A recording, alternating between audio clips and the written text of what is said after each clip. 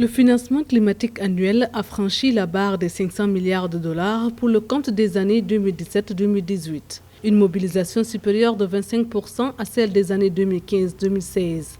Mais le continent africain, qui est l'une des régions les plus touchées, ne mobilise qu'une infime partie du financement climatique, soit moins de 10% selon l'Institut international pour l'environnement et le développement.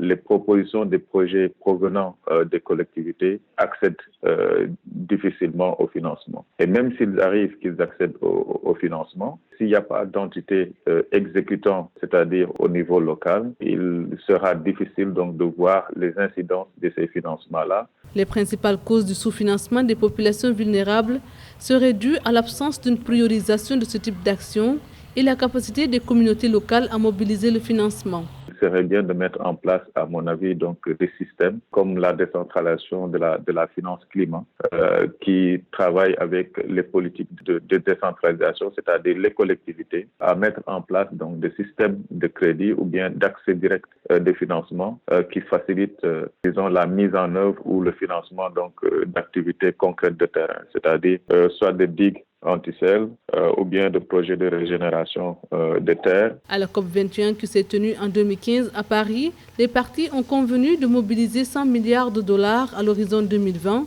pour aider les pays en voie de développement à faire face au réchauffement climatique. Une ambition financière qui sera revue à la hausse en 2025.